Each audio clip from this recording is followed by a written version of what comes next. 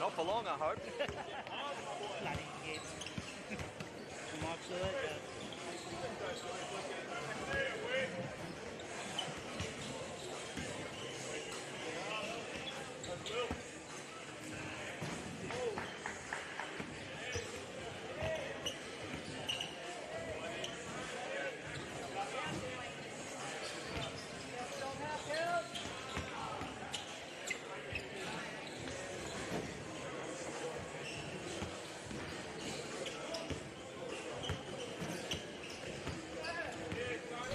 Sure, no worries. PS Atmos is as good as it's been, so well done.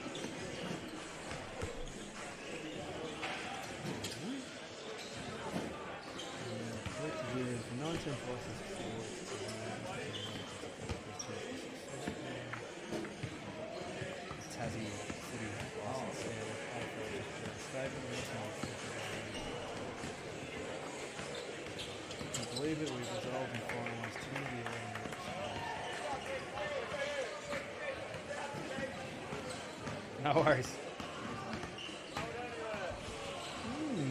Okay. Well, that's as positive as it's been from the AFL, yeah. Yeah, I do. Yeah, but if you had have asked me 6 months ago, I would have said no. Clubs still don't want it.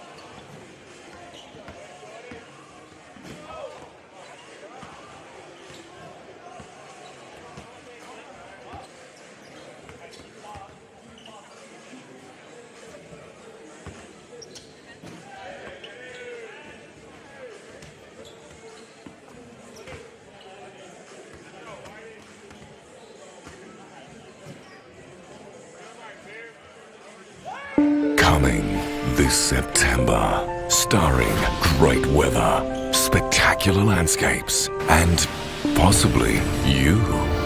Summer in the NT.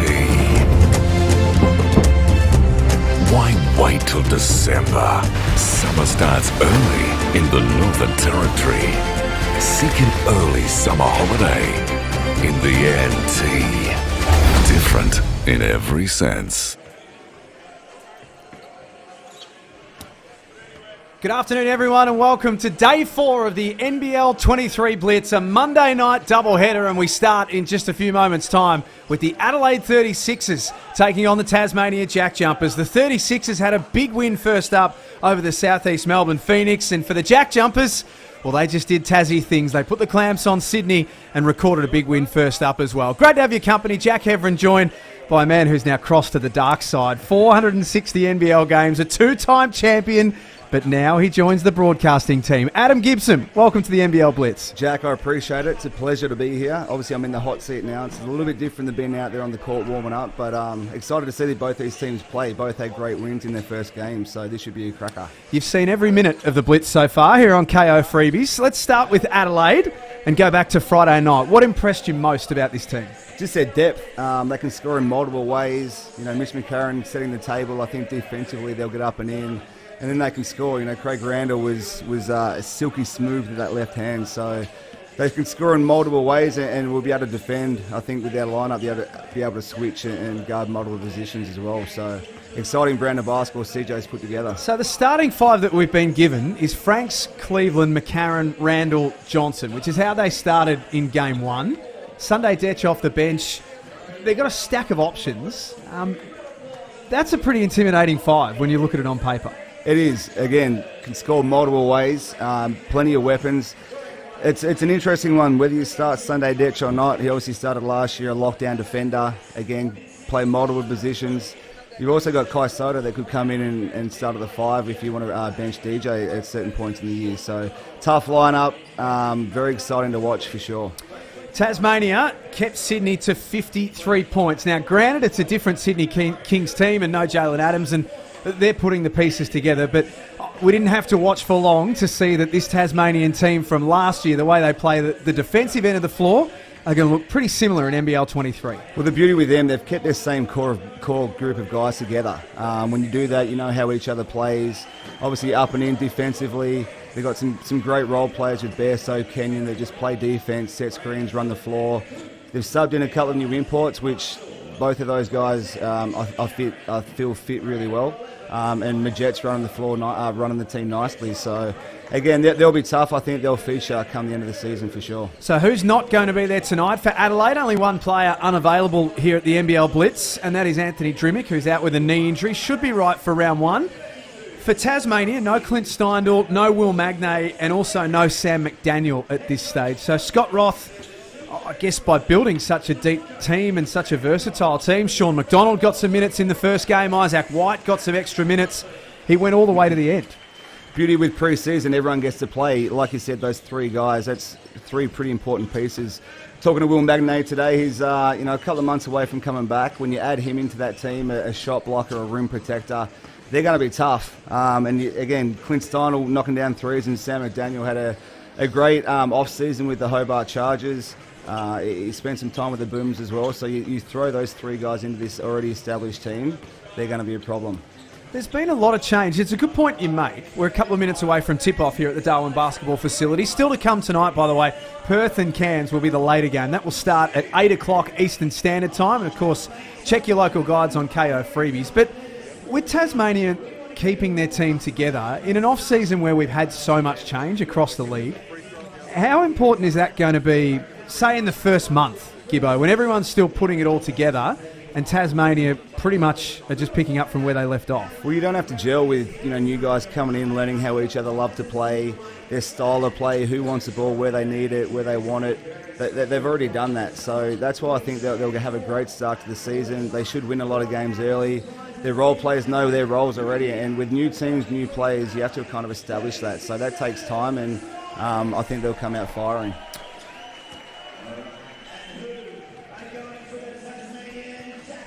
There's Jack McVeigh on screen. 16 points, 4 of 4 from outside in their first game on Saturday against Sydney. Was injured during the Australian games recently, but Scott Roth said, well, he's a pain in the you-know-what, and there was no way that we were keeping him off the floor for that long. He is the absolute life of the party. He brings so much energy to that team. Hasn't seen a bad shot, pick and pop, pick and shot. He gets them up. He had a great game, 16 and 3 in his last one, so he'll provide a lot of impact off that bench for sure. Stepped up to the 4 since he's moved to Tasmania. Some had their doubts last year that he'd be big enough, strong enough, have enough of a presence to play that role. He proved a lot of people wrong, though. He's sneakily strong. Obviously, his frame, he doesn't look like a big beast out there, but he knows how to use his body. He plays at his own tempo. He looks like he plays super slow, but he's under control. He's got a great left hand. He finishes well around the hoop, and he can shoot the ball. So he'll be primed for a good season. He's always smiling. He's always smiling. The absolute life of the party. Yeah. Absolute joker. If you follow him online, he's always posting about his day, and it's some good insight into what they get up to on a daily basis. But I'd imagine he'd get a little bit annoying at times as well. As the Adelaide 36ers, CJ Bruton's second season in charge, and we spoke about this a lot in Friday's game, it's his team now. He inherited a team from Connor Henry last year, and you kind of just got to make do with what you've got. Now it's his team.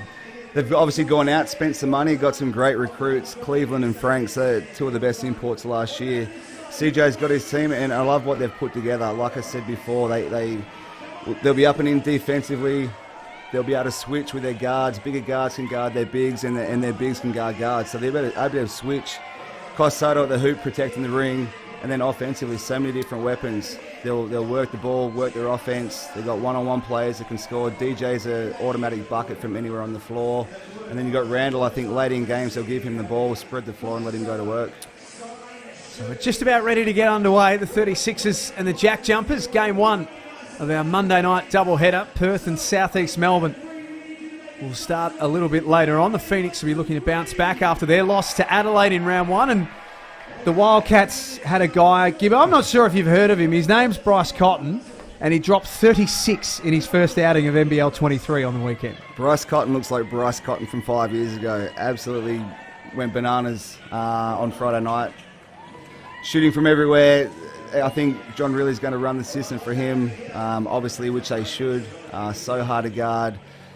What a game for his first pre-season, 36 points. Do you like the cornrows? I like it. They were cool. I like it. Yeah. He's back. I think Corey mentioned the other day, the last championship they won, he had cornrows, so look out for the rest of the league. Yeah, that's the sort of stuff that Corey picks up on. We'll let you drill down on the X's and O's a little bit more than our man Homicide. So Cleveland, Franks, Johnson, McCarron and Randall on the floor for Adelaide. Milton Doyle wearing number 25, Josh Majette, Fabian Krislovic, Matt Kenyon, and also starting tonight, Rashard Kelly for the JackJumpers. Crowd building at the Darwin basketball facility. First of 2 games coming your way tonight on KO Freebies. And it's Adelaide in control off the tip. Mitch McCarron, ultra aggressive in game 1. 12 points, 8 rebounds, 5 assists. He played with a purpose. Oh, Randall. There's that Tasmanian defense that put the clamp on, and they've run the floor to the other end, and an early foul, hard foul, on Rashard Kelly. First play of the game comes off a turnover. Typical Tasmania defense, up and in.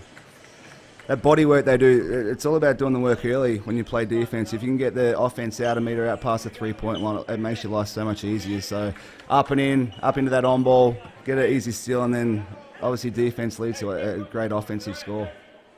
And 9 points on the weekend against Sydney. Rashard Kelly, 3 of 8 from the field.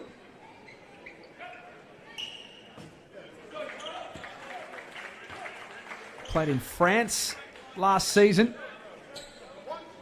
Everywhere he's been, he wins. And that was the big thing for Scott Roth, getting a guy like Rashard Kelly in, having that championship success. It obviously makes a difference when you bring in winners, guys that have played all around the world. Obviously a great recruit for them, something a little bit different from what they had last year. As you see Tassie in the full court press. Daniel Johnson had his pocket picked. Nice play by Kenyon. Doyle left wide open. Good look to start with. That jumps out, and a foul on Robert Franks.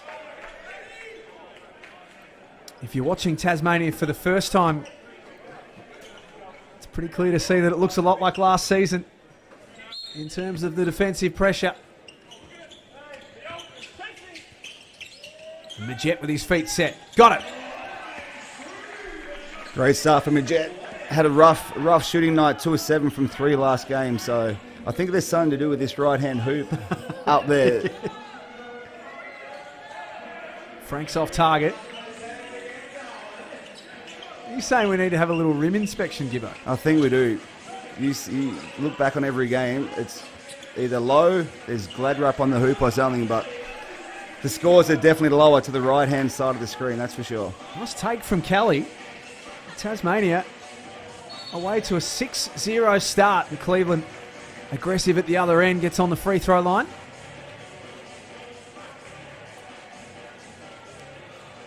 I sort of put myself in the headspace, Gibbo, of an Adelaide 36ers supporter in the preseason. You get the text or the tweet or the email from the club saying that we've signed Robert Franks. And you go, that's cool, that's a great pickup. And then they follow up pretty quickly after, and there's another one saying we've got Antonius Cleveland. You'd be pretty excited, I would have thought. Definitely you would. Knowing Adelaide fans that haven't played there for 4 years, they've been looking for some prize recruits, and obviously these guys have played in the league last year, so they know what to expect, what they will bring to the team, and I imagine the City of Churches will be up and about. Long rebound for Tasmania. Milton Doyle.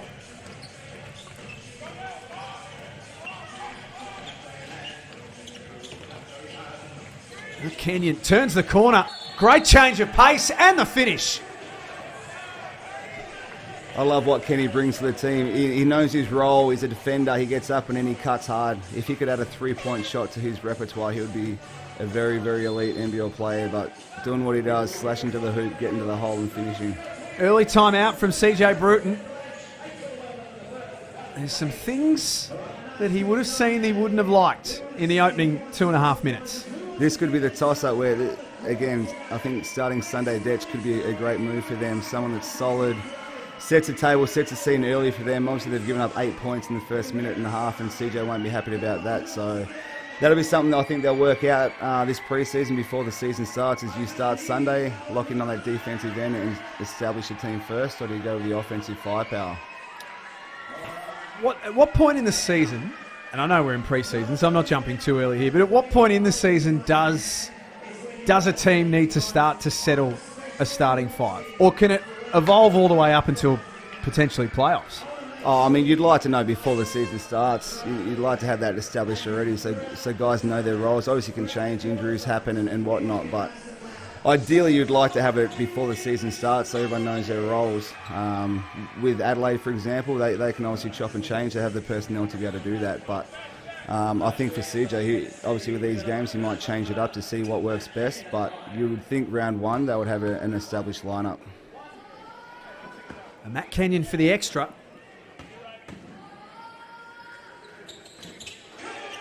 It's been all Tasmania to start this game at the Darwin basketball facility. No change to the lineup for Adelaide, so CJ Bruton telling his starters to sort it out. McCarron head down to the basket. Good finish. Love when Mitch McCarron's aggressive. Obviously last year was a little bit more passive, but I think with this team, after coming back from the Boomers, he's primed for a big year. I know Pete Hooley has him in his top 20 for a reason, so he's got to look to be aggressive and look to make plays, which he did there. Bulls' top rankings are up on nbl.com.au. Still generating a lot of discussion. It's knocked out of bounds by Tasmania. Anything out of Hull's rankings that jumped out at you? No, I mean, I haven't studied it yet with a fine-tooth comb, but he's getting a lot of grief for some of his decisions. But again, it's pre-season, it's early on. He's right to make those decisions. We'll see when the season starts. I know he was stressing out about it. It's a thankless job, that one. Johnson took some body contact. I reckon DJ might have a game. He only had, seven shots in his last game. Obviously, a lot of firepower out there, so I think they'll look to establish DJ a little bit earlier in this game and get him some shots. 387 NBL games going into this season.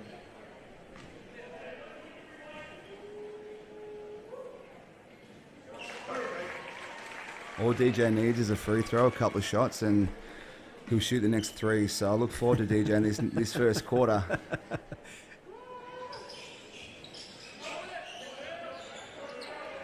He goes 1 of 2.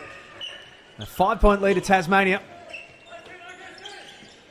7 minutes before quarter time. And the Jet got a little caught up. The JackJumpers down to single figures on the shot clock. Kelly. It'll have to be Krislovic falling away. Nice hands by Doyle. That'll be a Tasmania ball.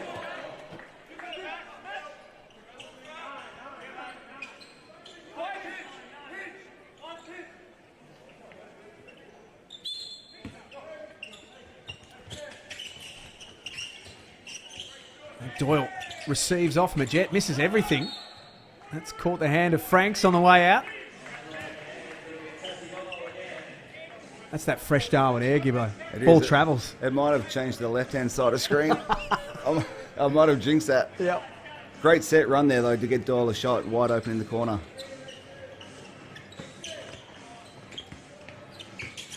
Here's Doyle for Kelly. Good look, up top. 3 ball goes. That's what Adelaide need right there. Transition basketball. Get out and run. Quick reply, brings it back to 6.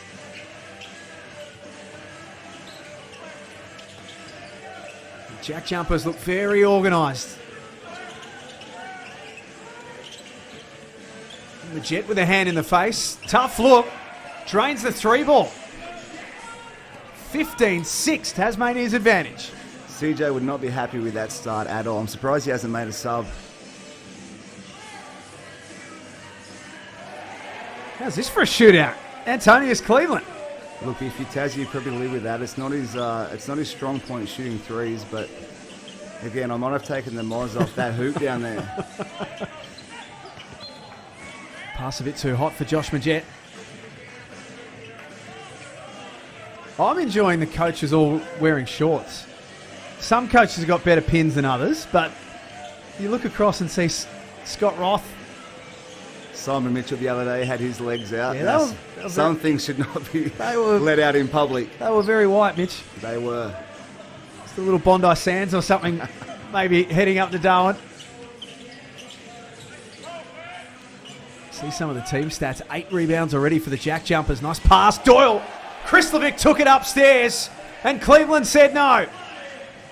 And in transition, has Franks riding shotgun. Points a good one to come. That's what he does. Block shot on one end, rebound run. Adelaide would definitely be happy with those 2 signings. This looks a little bit more like it now, the last minute or 2. The game can change so quick. 2 minutes ago was what, a 10, 12 point lead. All of a sudden, a few stops, a few run outs, a few easy layups, and now it's back to a 4-point game. One thing that was noticeable as Robert Franks steps to the line for the extra on Friday is how much they want to get out and run Adelaide. Well, the athletes they've got out there, it's a great game style. Macca pushing the ball, and you can't give up an offensive rebound on a foul shot. They've got it back to a 2-point game. They've scored the last bunch of points, and they'll get another opportunity as Majet throws it away. It was 12-6 about 60 seconds ago. Adelaide starting to click into gear offensively. Cleveland likes his chances from outside. We've got an Adelaide lead for the first time today.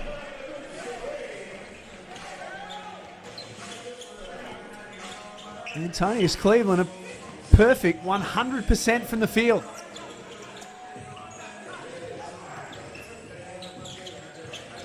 McVeigh, his first look. That might have been his first touch, but great look. You gotta love playing with someone like Majet. Sets a table, gets guys open. There's Hiram Harris out on the floor, travelled by Robert Franks. Well, Majet, he was such a pass-first guard last year. I suppose you've got a guy like Josh Adams on the floor, but do you think we'll see him be a little more aggressive this year, or is that his style of game? I think that's his style. He runs a team so well. He knows the tempo of the game, when to push, when to pull it back. Obviously, he'll go through stages where he'll get hot and they'll run plays through him, but he's a set-up point guard first, and he'll pick his moments. Foul on Franks. 36ers lead by 1. Both teams coming off wins in their opening games here at the NBL Blitz. NBLblitz.com.au. Jump online, check out all the scores, all the information from this week in Darwin. Nice play there for Kelly. Puts the Jackies back in front. 3 from 3. Yes! Boom. Let's go. I have taken the absolute... They can thank me later. That hoop has been dry all week. You have to admit. 3 of 3 from Cleveland. Not today. Antonius Cleveland shot it at 47% last season, but shooting at a perfect 100% today.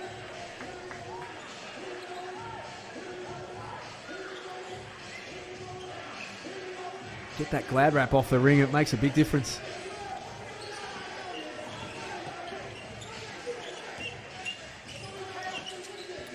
McVeigh, tough look. Nice D from Adelaide, made it difficult.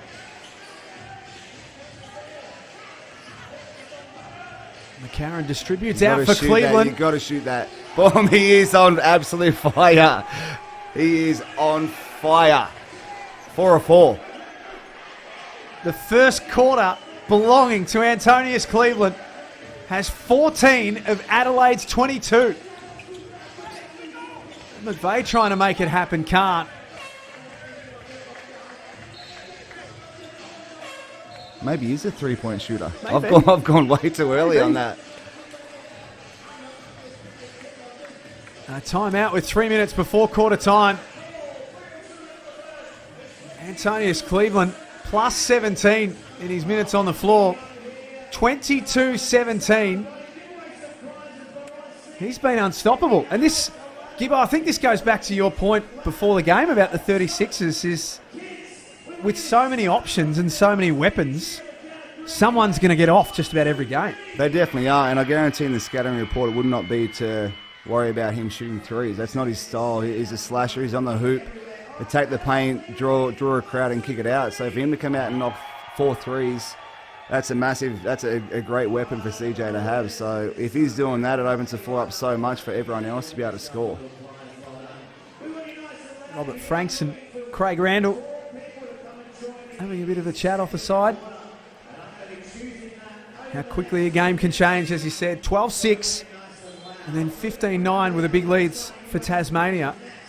Since then, it's been 11 points to 2 in favour of the 36ers.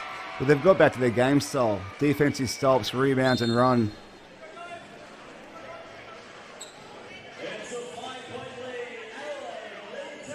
Scott Roth making a few changes. Jared Weeks on the floor. Jared Bairstow out there too.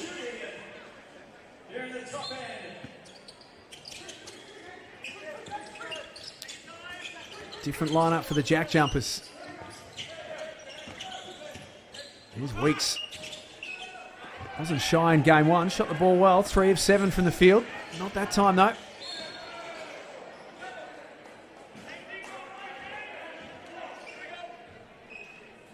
Great to see Mick Downer, assistant coach there for the Adelaide 36ers, back in the league. Spent some time with the Brisbane Bullets, went over to New Zealand for a few years, but it's great to see him back. Knows the game really, really well. And this league's shown that good assistants will get their opportunities in due course if they're good enough.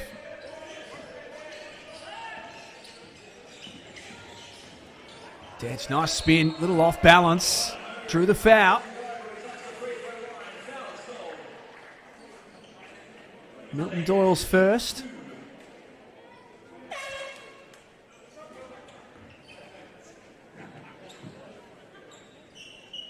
Perth and Southeast Melbourne still to come tonight from the Darwin basketball facility. Check your local guides on KO freebies every single minute of the NBL 23 Blitz coming your way.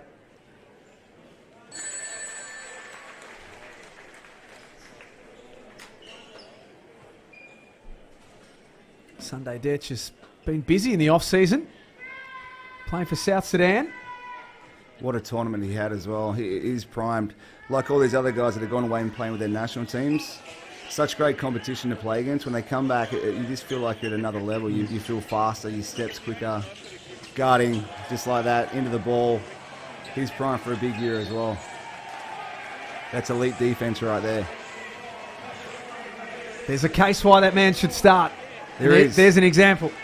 It's a great problem for CJ to have in his coaching staff. So to bring someone like Sunday off the bench, Adelaide's bench is so deep when you throw in Drimic, Soto, Kyron Galloway, he's primed for a big year as well.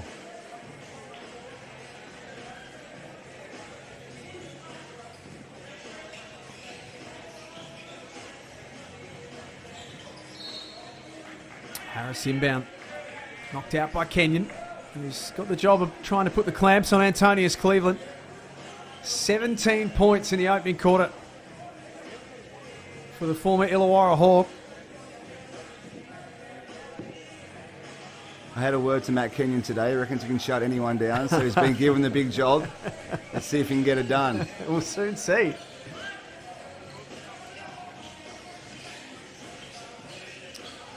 Cleveland trying to back in, extends over the top. That's 19.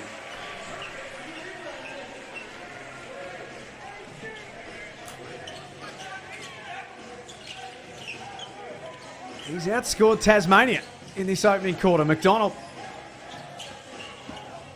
swings to McVeigh, and there's the hands of Cleveland, this time getting it done defensively. McVeigh misses from close range. 2 minutes before quarter time. That's going up, that's going down.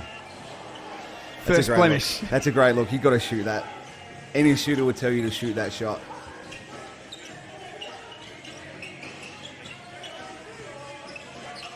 JackJumpers have gone a little cold offensively. Nice knockdown from Sean McDonald.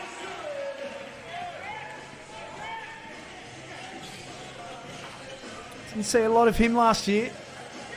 Great young kid. He did some pre-season with us at the Phoenix. He was a development player down there last year. Puts his time in. Had a great off-season with the Northwest Thunder. So he'll be great. A great training player. Potentially injury replacement player down there as well. So full of confidence. Works his butt off. Great to see him knock that shot down. Scored 7 points on Saturday. Into the action early tonight. Here he is in the mid-range game. We'll get another look at it.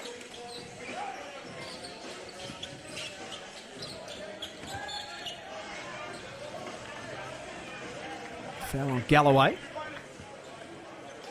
And free throws to come for Tasmania. If you have just joined us tonight, no Clint Steindl, no Will Magnay or Sam McDaniel for the Jackies. They won't play at any stage during this tournament. Clint Steindl just had a new baby girl, Addison Kay, I believe. Congratulations to them. How's the basketball genetics in those two kids? I reckon that they'll both be hoopers. Yeah, oh yeah. I reckon for sure they'll be able to shoot the three. Oh yeah.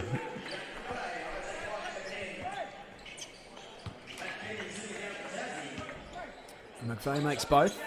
Sam McDaniel out injured with a rib issue, picked up late in the NBL 1 season. He should be right to go for round one. Nice crossover, Randall. And a pass, a little astray for Johnson.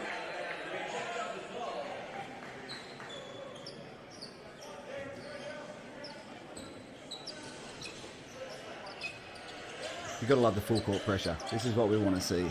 Up and in, making it tough. Slowing the ball down in transition. Now they get to start their offense with potentially about 10, 12 seconds on the clock. Isaac White got to the corner. Not that time. He'll have to play a bit of that Clint Steindl role during the blitz.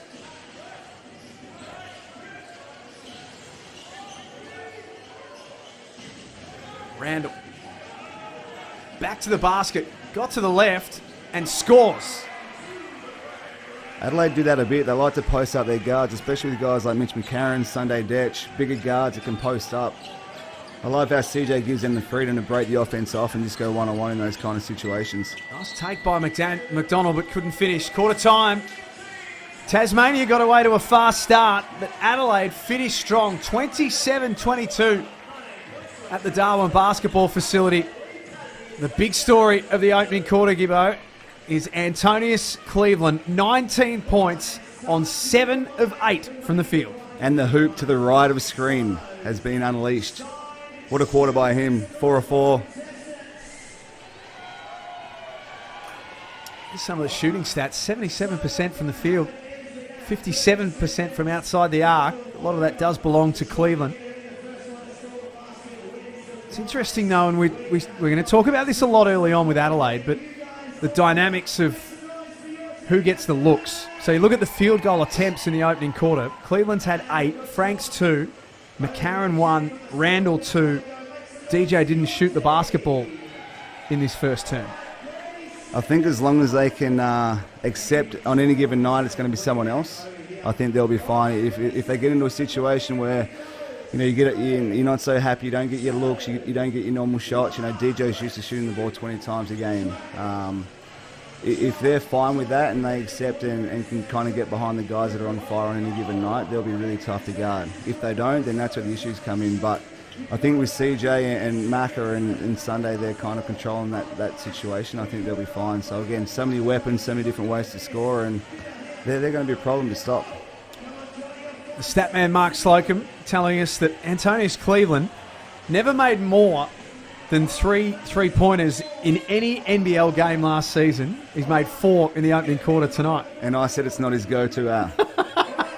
Jeez, I'm on fire today. It's not early. a good start by you, is I'm it? on fire today early, but Here's some of our first quarter highlights. At one stage, Tasmania led 12-6, and they were functioning like a well-oiled machine offensively. CJ Bruton called a timeout, got his troops in, and things changed after that. well, that's what you want from a coach out of a timeout. You settle them down, you refocus, and they got back to their style of play. They got some stops. Tassie shot some quick ones. They rebound all of them. All five players pushed the ball and got to the hoop. Some easy shots inside, some easy layups, and then Cleveland just obviously caught fire. So great timeout by CJ, and again, we've seen just how versatile Adelaide will be. So about to start the second quarter. Southeast Melbourne and Perth to play later. The Wildcats coming off a win in game 1. Southeast Melbourne with no Mitch Creek and no Ryan Brockhoff here at the Blitz. There's McVeigh. Nice start to the second term. Brings it back to a 2-point game.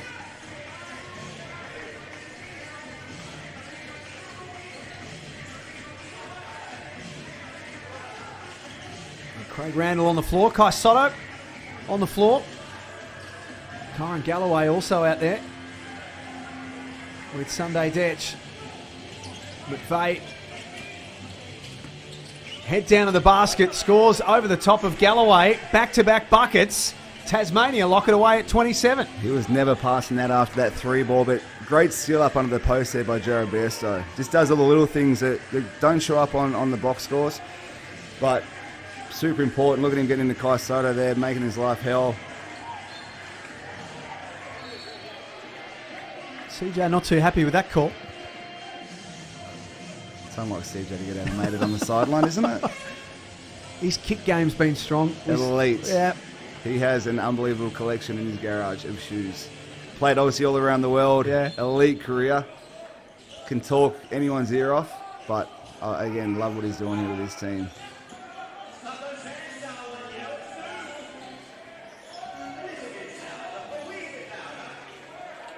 Franks, top of the key. Shot clock ticking down in the background. Sean McDonald puts the ball on the floor. Kai Soto! That's what he does. Good night! That leaves Randall wide open up top. Galloway, athletic. O-board for the 36ers, and they can reset. And Franks underneath. Puts Adelaide back in front, but take us back to that block, Gibbo. Kai Soto, that's what he does. Obviously elite shot blocker. He had a great off-season campaign with the Philippines, getting to play in those international games. He's had 1 season under his belt here. I think that's a great change up for CJ as well. You take Daniel Johnson out, you put him in, rim protector, dunker, you can throw lobs to him. See what he's got in the post. Guarded by Tristan Forsyth. That's a travel.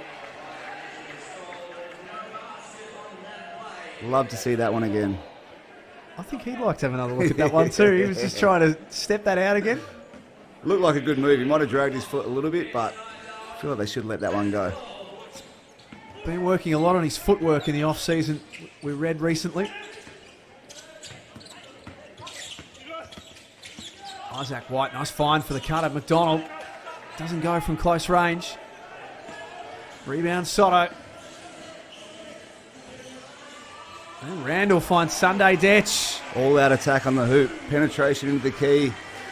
I don't know who that was on the weak side, but Sunday Detch is cutting back door. Again, multiple ways Adelaide can score.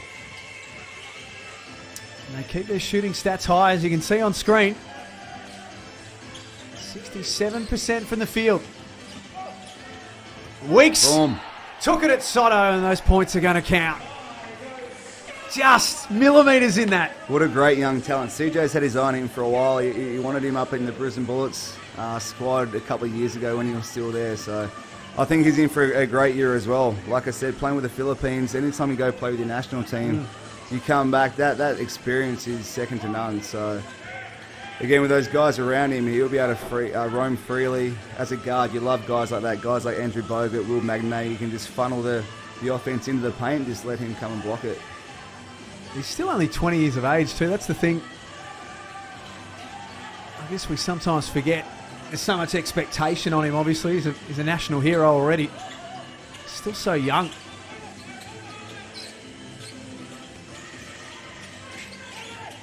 Isaac White, shot clock into single figures.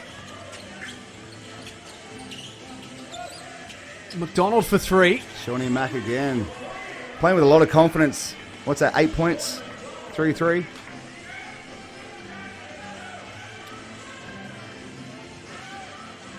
Randall, everyone else getting going. Randall misses the right-hand layup.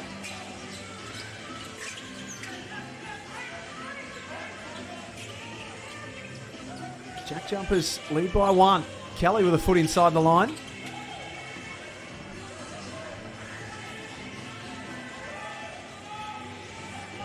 Randall calls off the chase.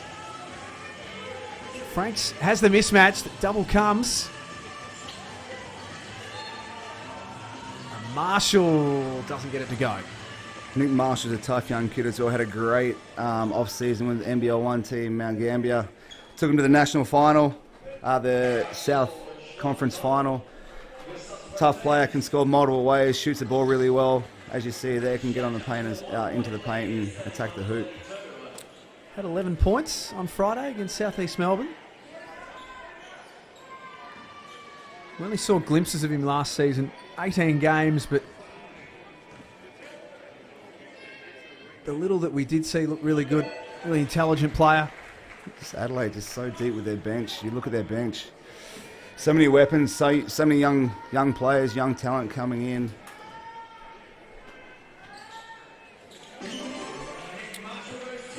Makes them both.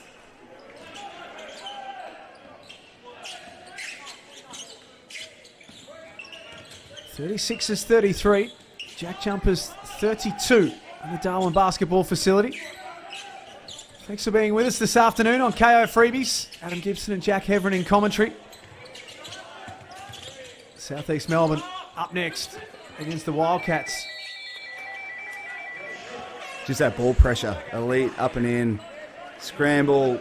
The help side's key when you're playing up and in defense. But Adelaide, they look on song right now.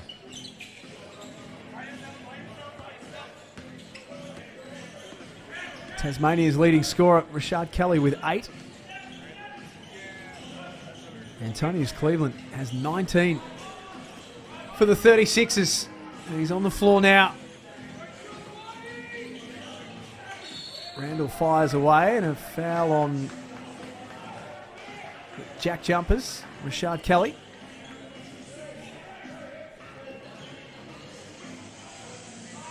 Are you at the stage where you've done pre-season predictions and all that sort of stuff yet? See, now that you're in the media, you've got to do this sort of stuff. You realise that? I've had a brief look. I think these two teams will be up there of the top 4. I did make a little bit of a list. I think Brisbane will hang around. It depends, obviously, if they can stay healthy. We've talked about that. Sobey, Baines.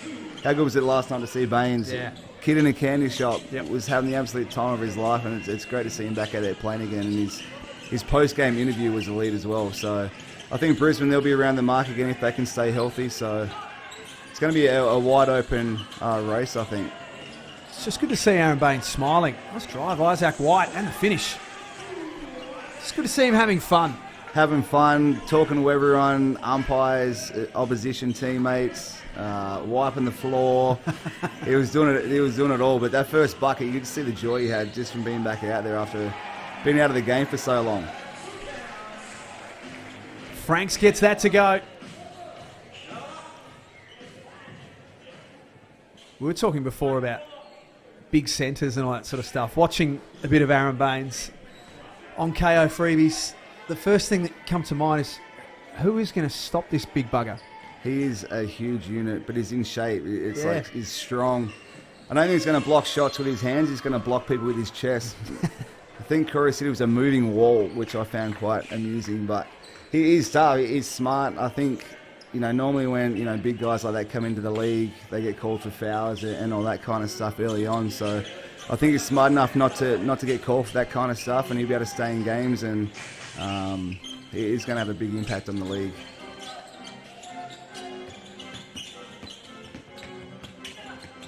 Jets pass chopped off. Adelaide stream forward en masse. Robert Franks.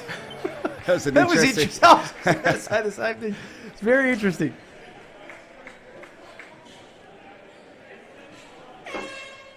He was never really going to stuff that with the left hand, was he? I don't think he was. It's probably too sweaty out there to control that ball with the one hand, but if he had it would have been a nice play, but interesting way to run a fast break 3-on-2 for sure.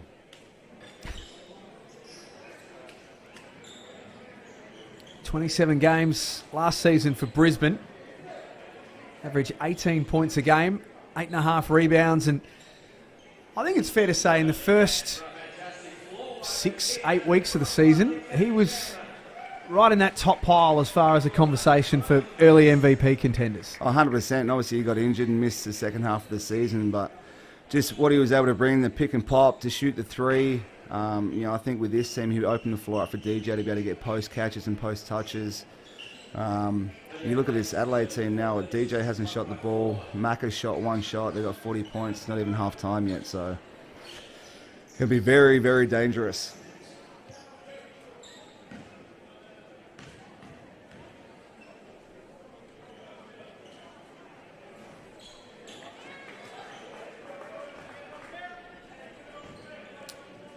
Spoke about Adelaide on Friday night in their win over South East Melbourne. Pete Hooley even suggesting, Gibbo, that there might be times this year where Franks could slide to the 5 and they could play a completely different lineup. Well, I think they have multiple ways, especially with Sunday Detch and Mitch McCarron out there, bigger guards that can guard anyone. You play him as a 5-man, I would just switch everything, keep the ball in front. It's super hard to play against switching lineups like that. So he's big enough in certain lineups to play the 5, and you have to remember they have to guard him down the other end. So if you've got Baines, for example, playing the 5 in pick and pops, that's going to be a tough matchup. So they're going to be real versatile. He's big enough to guard bigs, and again, it's going to be an exciting style of basketball that they play.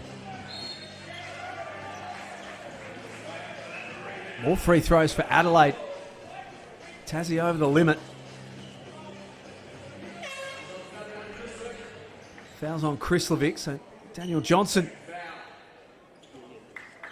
on the free throw line. 1 of 2 so far tonight from there.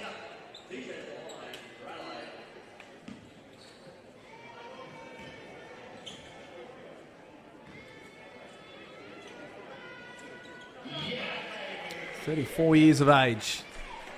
Still playing very good basketball." Mr. Reliable is DJ. I don't think he's missed too many games over his career. Just keeps pushing on, looks after his body. I'd love to know what he averaged per minute across his career. He's played big minutes, but nothing seems to slow him down. The stat man, if you can hear us, points are going to count for McVeigh.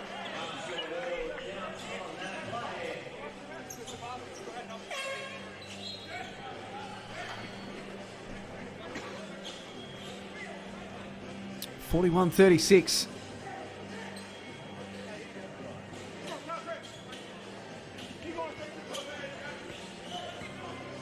Nine points to 4 in these last 3.5 minutes in favour of Adelaide. Just enjoying a mini run.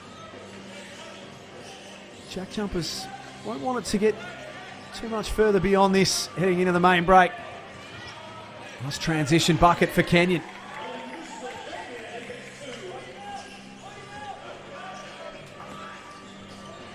He's got 5 points, and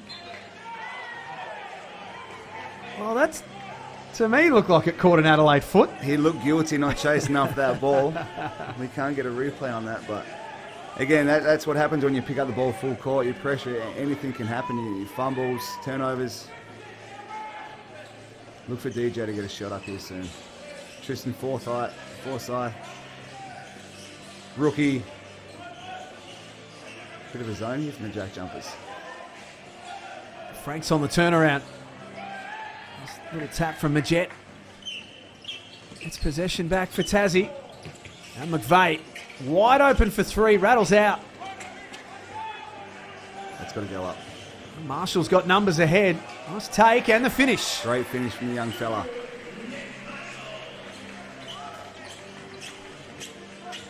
Just adds to that depth conversation. If he can come off the bench and take his opportunity when it presents. Ooh.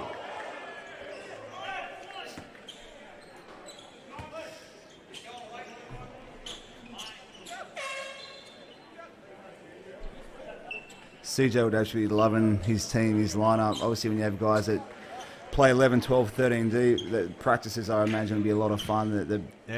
The competition they would have between each other to one, fight for minutes, but those practices, I think, would be elite to be at.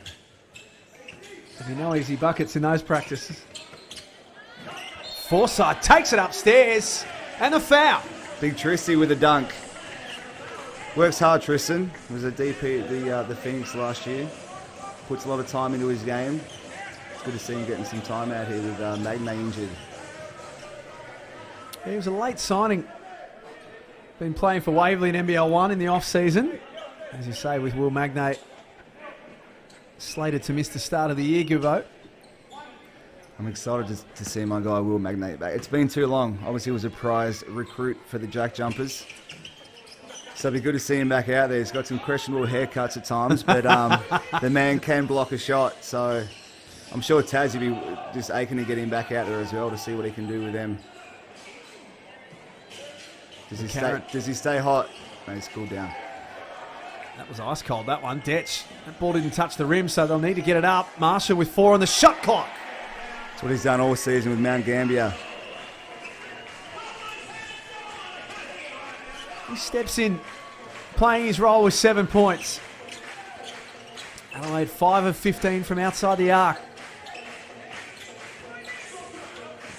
So we close in on half-time. Two-man game. Majette and McVeigh combine.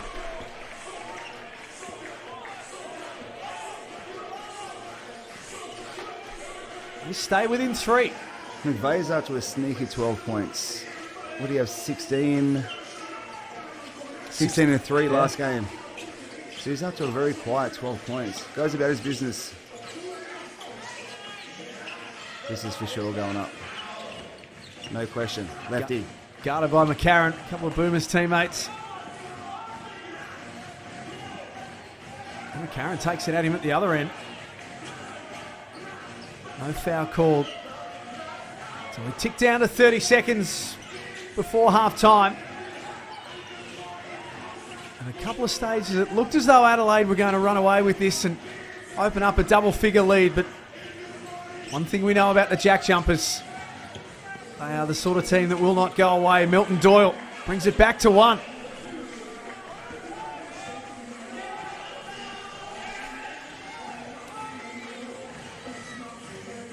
McCarron on the halftime siren scores. This has been fun. Entertaining first half, up and down, high scoring at the hoop, a lot of threes. You're right, Adelaide could have pushed that out there. But, Tassie, what they do, they lock down, they keep it tight. They got some substance state in the game, as they do every game.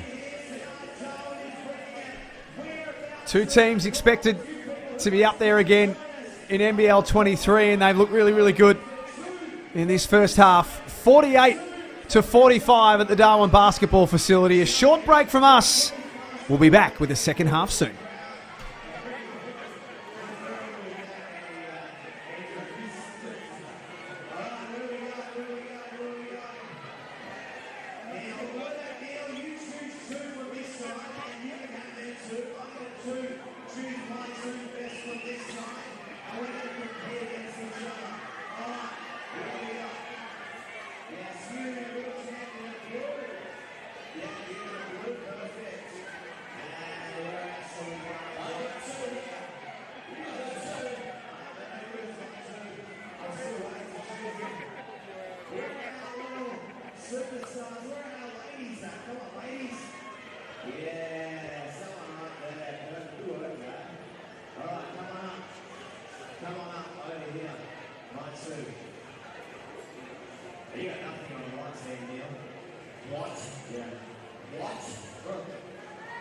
about to show you some stuff.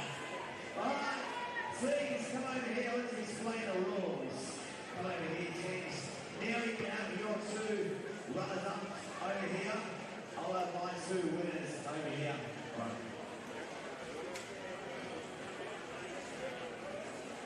Alright, you need to choose stand baseline. Team stand baseline. The way it's going to work is the first person is going to dribble all up to the sports bet or the Coast Warehouse. You're going to dribble around the cone. So a nice simple dribble around.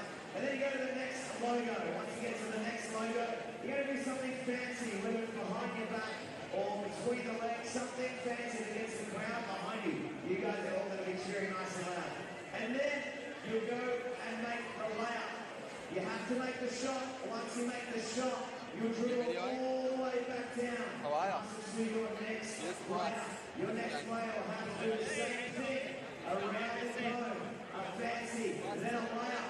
And then you're going to dribble all the way back. As soon as you pass the baseline, that means you are the winner. So, Neil, what's your team called? Neil, what's your team called? What's your team called? Our team's called Team Victory. Alright, our team's called Tip Top. So, if you're going for Team Tip Top, make some noise. And if you're going for Team Victory, some noise. Tip Top, you need to do me good, you need to be nice and loud. Alright, players, give me a thumbs up if you understand the rules. Alright, are you ready? Shoelaces under. Go! A sequel, months in the making. Summer in the NT. Why wait till December? Seek an early summer holiday in the Northern Territory.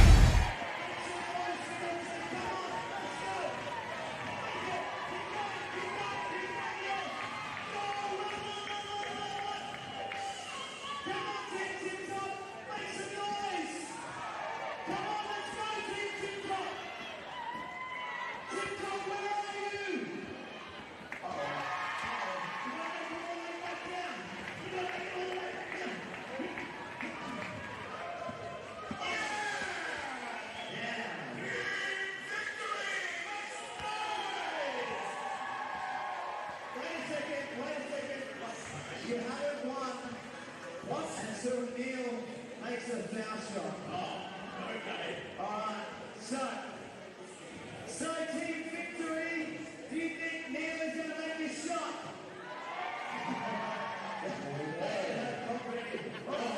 Team Tip Top, I want you to give the biggest boos, the biggest no, just make as much noise as you can. Alright. Real side, I need you to drown those boos out, alright? Are you ready? Alright, are you ready? So, in the game, you're allowed to make as much noise as you can with your opposition team going to the foul line. So, this is your test. So, on the count of three, we want you to make us. Did you miss? We've got to practice shot. Did you ever practice shot? He's warming up, mate. He's warming up. Alright, are you ready? 3, 2, 1, make some noise!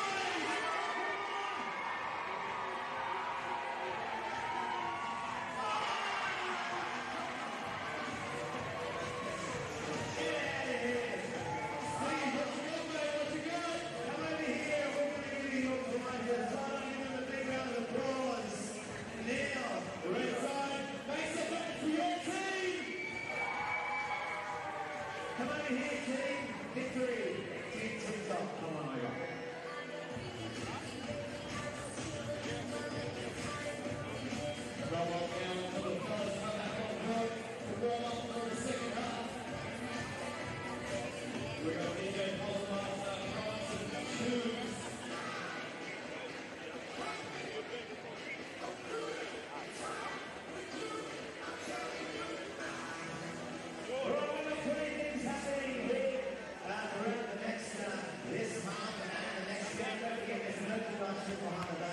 As well as outside.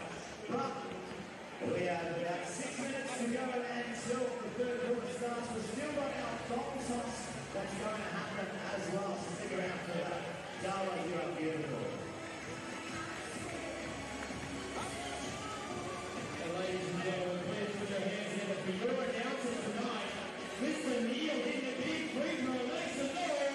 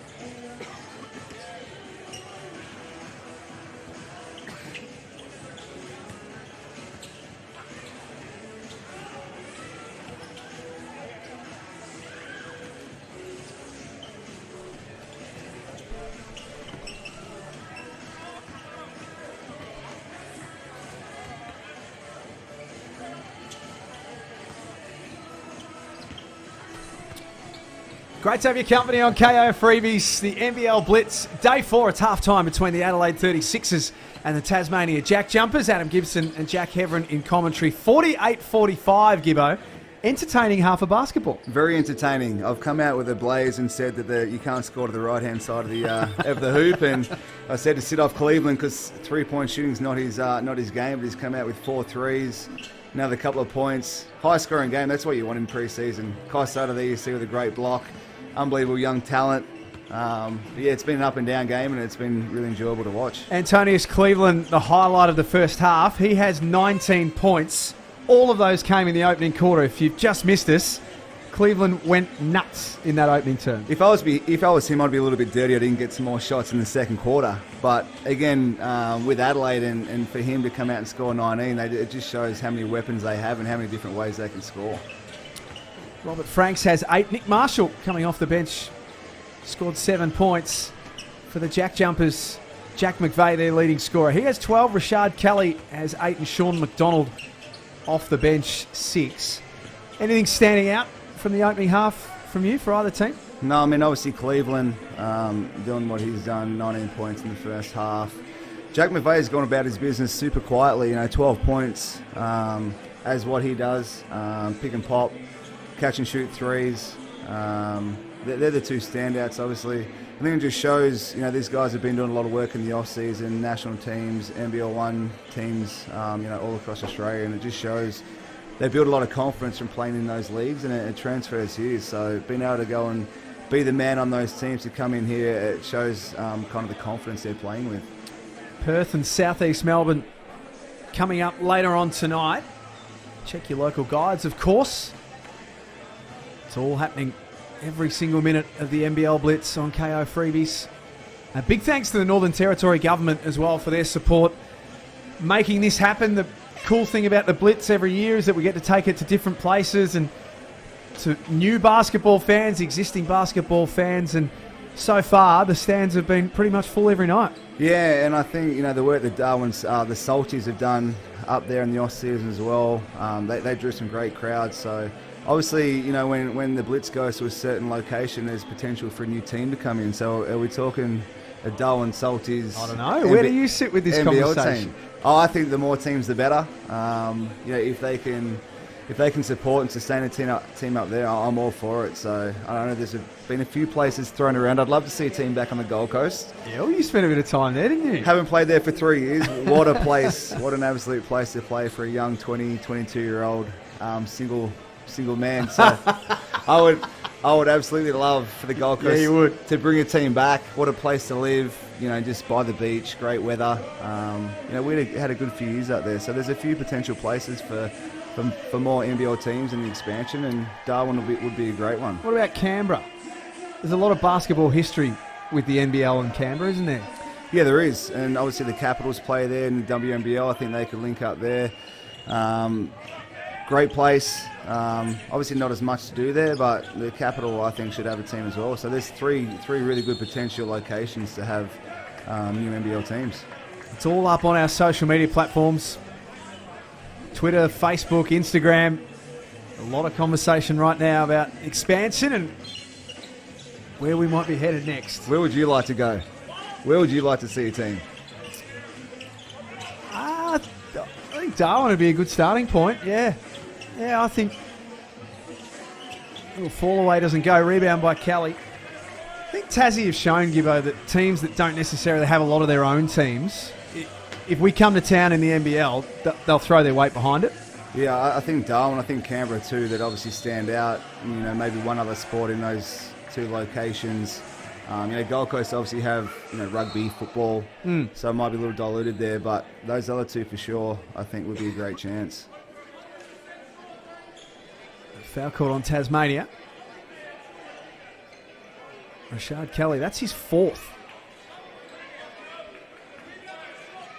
It's always tough adjusting for new players coming into a new league, understanding how it's officiated. You know, Alan Williams for the Phoenix, we'll see him coming up soon. He's had a few problems with that as well, so that's just growing pains, I guess, getting used to the league and how it's umpired. Randall, long range three, jumps out. You can see the frustration. It just hasn't been able to get going so far tonight.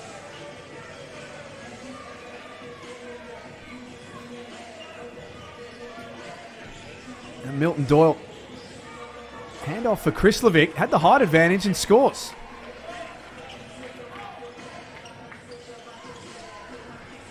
Tassie back within one.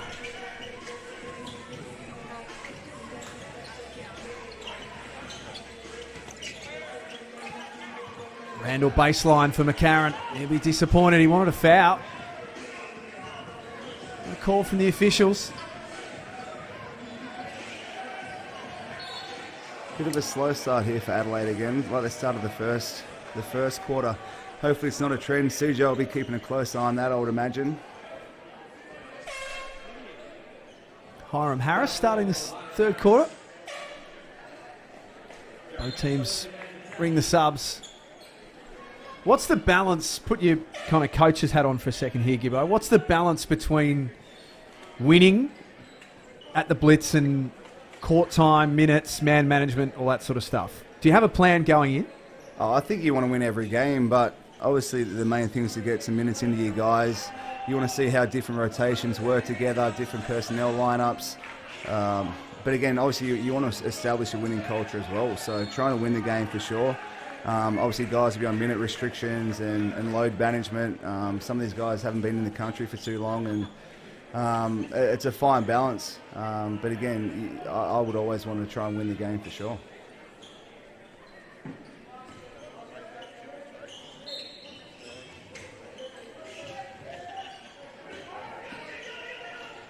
Majet from a mile away. He showed us last season he's happy to jack it up from well outside. Oh, hops from Cleveland. Almost finished it off. McCarron comes up with it. Try again. Second time around, Adelaide find a way.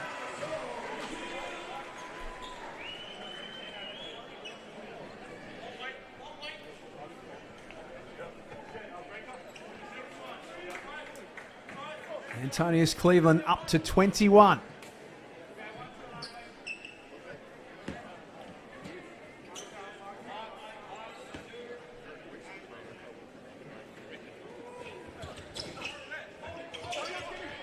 Doesn't make it 22. He's had a day out. We didn't see a lot of him in the second quarter. He's the dominant player on the court. That ball's got to go straight back to Manjette there. He had the mismatch with DJ guarding him. That should be a swing back and let him go to work. Bairstow couldn't keep that in. How's the block from Cleveland? Look at that deck of numbers. 21 points, couple of rebounds, couple of assists, and now a couple of blocks. Potential MVP. Very early call. What are your thoughts on that? Well, you're doing the votes for today's game, so... Oh, it's hands down, no question. If you can get your best defender out there scoring and playing like that, just adds so many elements to your team. Nice drive from Randall. Has 6 points. He's had his opportunities. Hasn't been able to get them to stick. And Doyle, beautiful find underneath for Bairstow.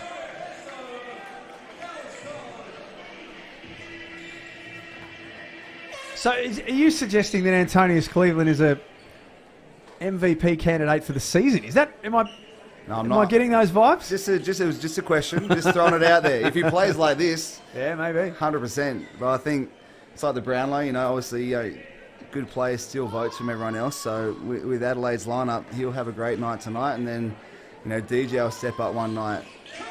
I think they'll really rotate it around.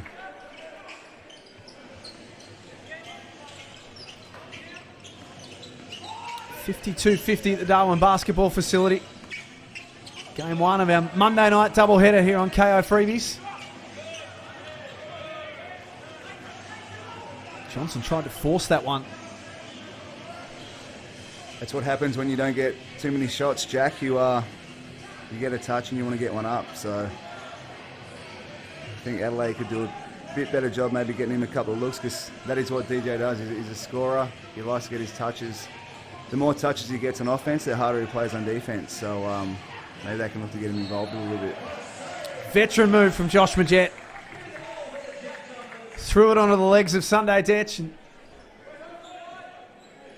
Tassie get it back. We can just see on the baseline there on our screen, Fleur McIntyre coached the Sydney Kings, first female in NBL history to do so on the weekend. Absolutely superb. Unbelievable. It's obviously great for women in sport. Obviously the World Cup's coming up soon as well, so good luck to the Opals for that.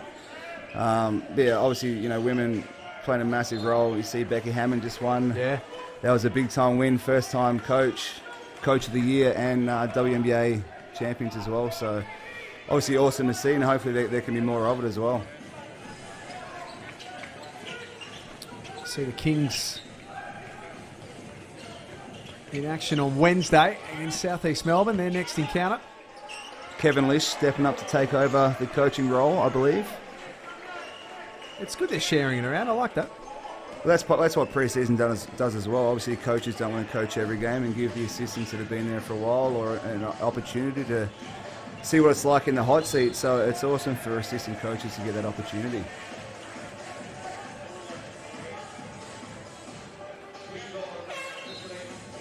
Foul on Krislovic.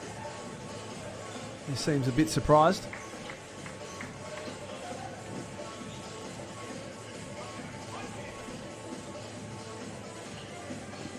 $54-50. Early on in the game, Tasmania led by as much as 8. And back end of that first quarter, the 36ers got things going offensively off the back of that man, Cleveland. Nice tip in from Detch.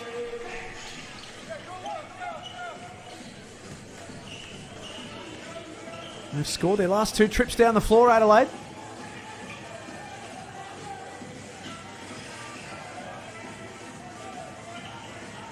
Adelaide looked like they've gone into a bit of a switching defense right there. That's a weapon that I think they'll be able to use for most of the season with this kind of lineup, especially if DJ can get out there and switch on those guards. It's really tough to play against, so CJ's got a lot of weapons he can go to.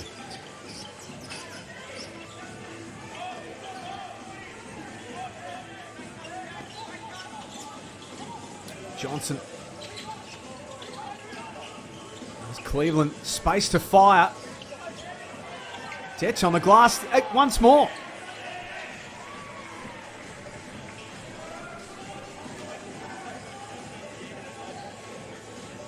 Just a couple of lapses in concentration from Tasmania. They're not the sort of buckets that they'd normally give up. Sean McDonald, impressive. Shawnee Mack is feeling it tonight. It's definitely not something JackJumpers would give up. Scott Roth won't be happy with that. Their second chance points. From Adelaide, Sunday Detch getting in there, showing that he can do other things. Craig Randall starting to hot up.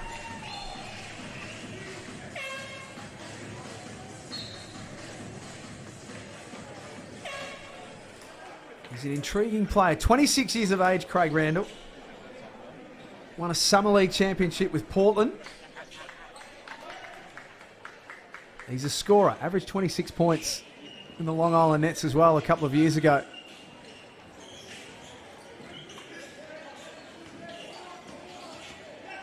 A whole lot of offensive weapons for CJ Bruton to work with. Shot clock at 9. Cleveland picked the pocket and then had his pocket picked. That's that hustle from Shawnee Mack. Scott Roth would absolutely love that.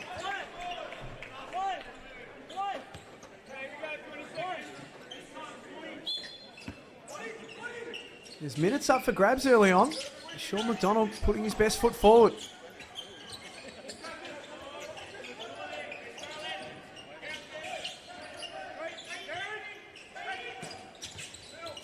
And Cleveland, size advantage over the top of Weeks.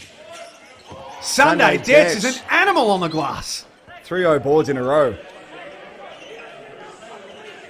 Playing like he's 6'11". Well, that's what they do. That's what they can bring. If you're not getting shots, go find a way to impact the game in other ways. You know, I think normally he'd have the ball in his hands a little bit more, but if that's not the case, then he's impacting the game in other ways, like offensive rebounds.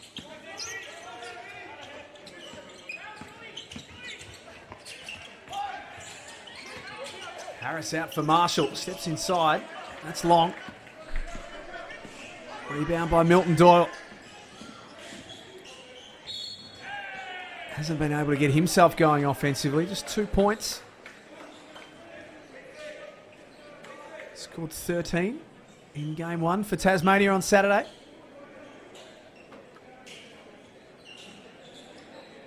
He's got free throws coming now.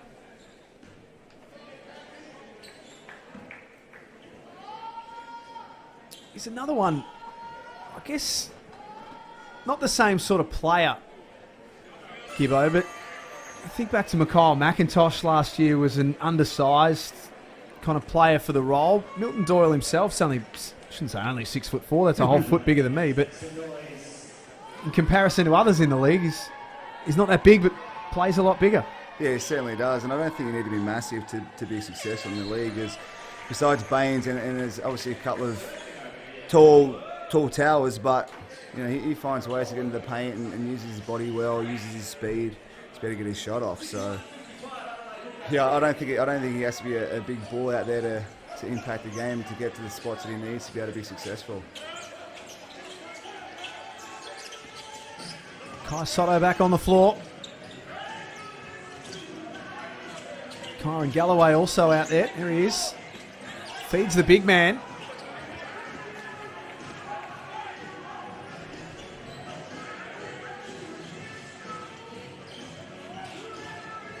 Less than 3 minutes before three-quarter time. Doyle getting busy. Off the glass for 2.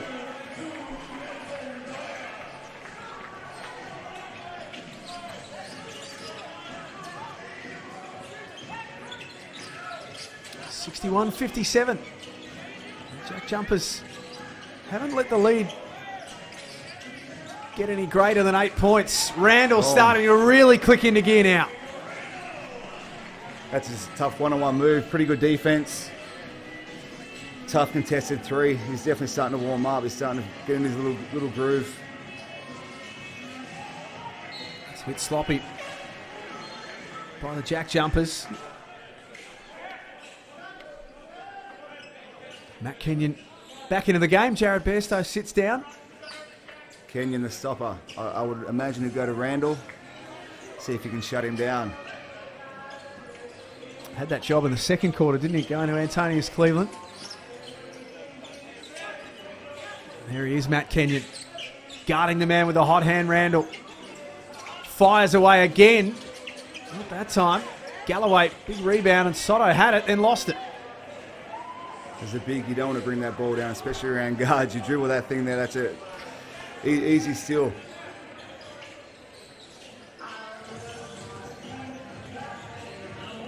And McVeigh kicks it back out for Weeks. Hard close out from Marshall. Time expiring. Sean McDonough. Shawnee Mack is on today. He's putting his foot forward for some playing time. Obviously with Steindl out. If McDaniel's not back soon, potential to get him in an actual game when the season starts. He's got 12 points. Becomes the equal leading scorer in the game now for Tasmania.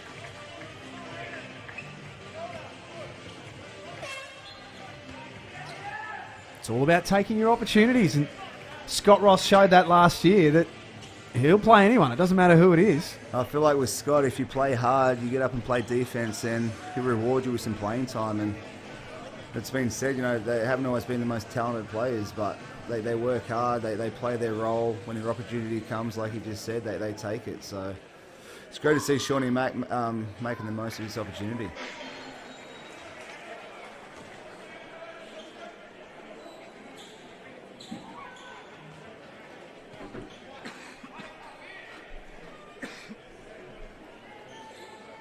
There's the shooting stats for Tasmania on your screen. 80% from the free throw line. McVeigh goes 2 from 2.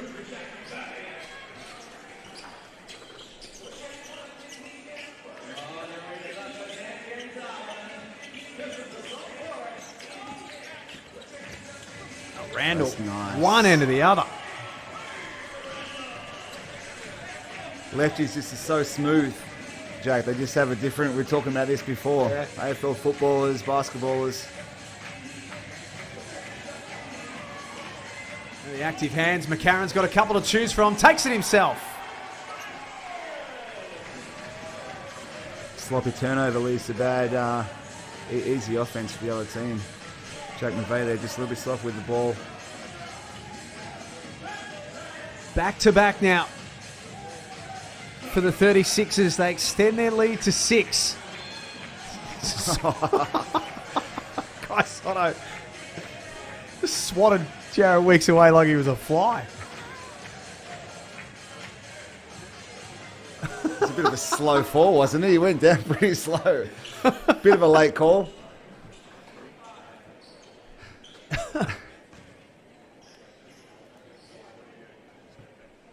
Jared Weeks is going to get some free throws out of it.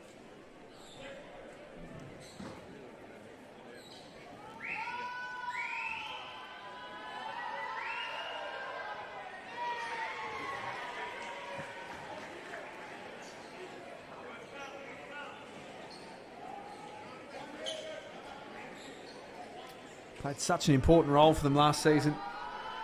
33 games. The numbers don't really tell the story. Particularly in the playoffs, he hits some big shots. Would come on, drain a 3, do his job and check out. Yeah, definitely. He organised the team really well, and like you said, he hit some big 3s, especially when it mattered. So just reliable, knows his job, knows where his butter's bred, I guess, and another foul.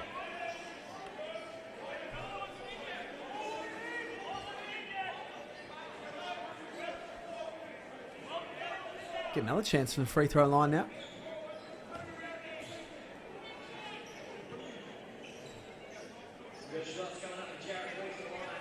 Another good crowd at the Darwin basketball facility. Everyone's finished up work for the day, starting to head in.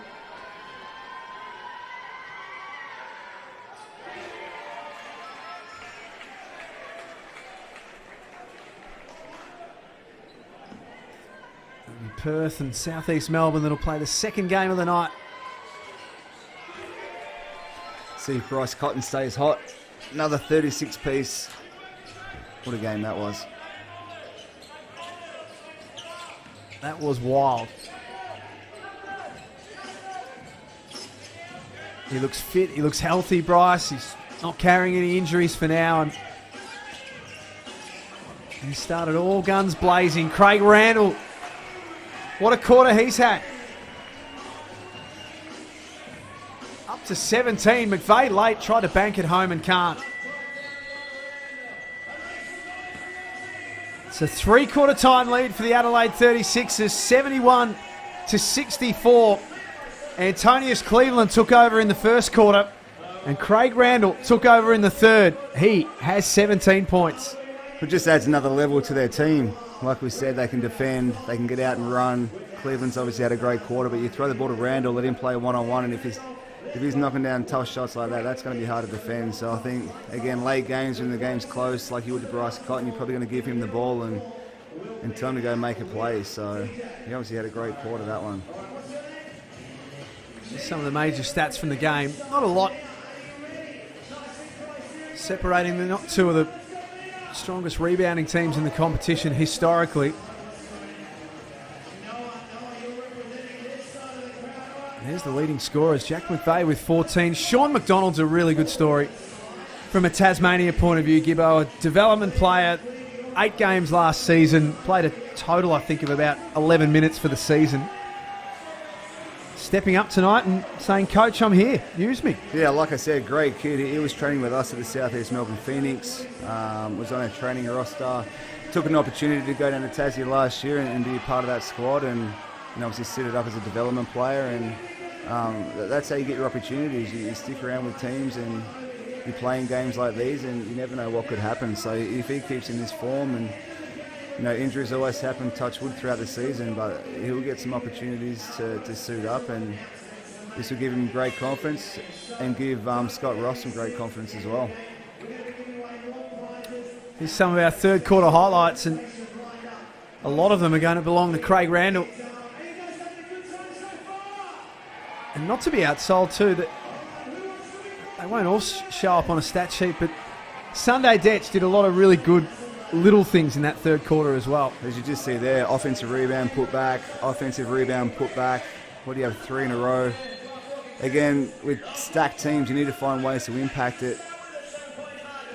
And if it's not scoring, go get a steal, go get an offensive rebound, find other ways to get yourself in the game, and Sunday's done that. So, again, another reason why I think Adelaide will be right up there come the end of the season. We start the fourth quarter. McVeigh improvising. he has never seen a bad shot, but he makes those shots. It's actually quite a skill. Off leg, one leg, opposite hand.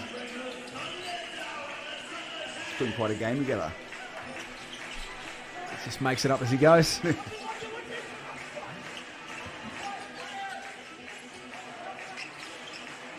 Isaac White starting his fourth quarter for Tassie.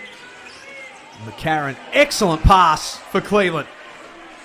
Maka plays at his own speed. He's up for a big year. Again, playing with the Boomers. Just a massive advantage when you come back to play in the NBL after playing against international players. You just feel like you're a step ahead. You've got more time to make decisions as Shawnee Mack goes out of bounds. Shane Hill would not be happy with that one. Oh, no. Hammer, if you're watching. I know it's Shiloh's 21st birthday today, so I'm sure Hammer's probably about 7 or 8 deep at this stage, but he hates people stepping out of bounds. Happy birthday to Shiloh, but he does hate that, and should never happen. Should never happen.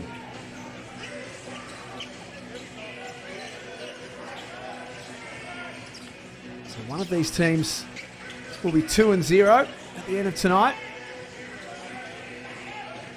And we'll sit at the top part of the NBL Blitz ladder. Judd Weeks looks like he's hurt himself. Yeah, he's going to come out of the game. That ball's knocked out of bounds. Put his hand up straight away to Scott Roth and said, get me out of the game. So Josh Majette back in.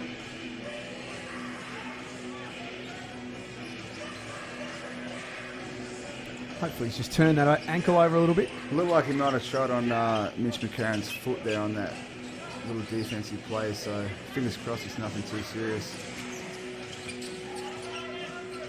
Here's Denga Kuth out there to start the last quarter, getting some minutes. Marshall no good, and then a foul on the way past.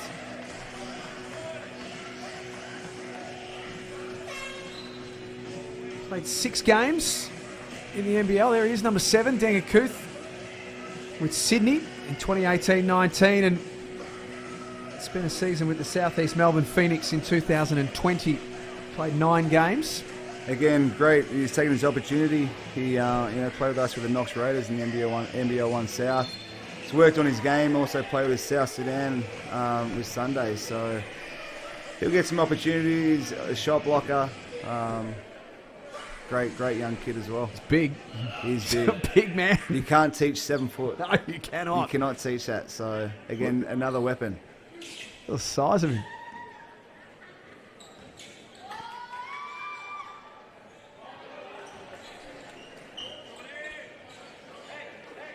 Sean McDonald.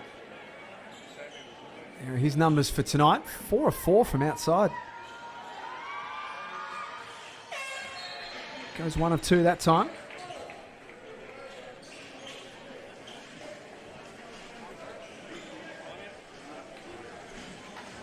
It's a 6-point game at the Darwin basketball facility.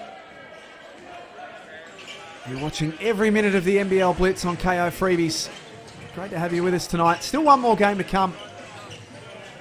Grab a cup of tea and a bicky and join us at the end of this one for Perth and Southeast Melbourne.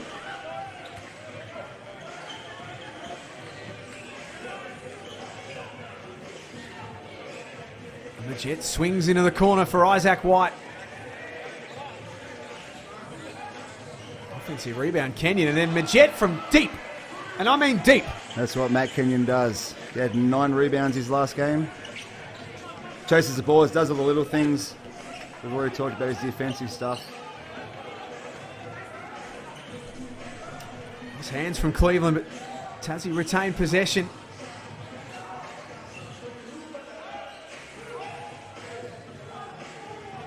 Rashard Kelly drags it back out. Kenyon for 3. Here's the hustle. Repeat opportunities for the JackJumpers.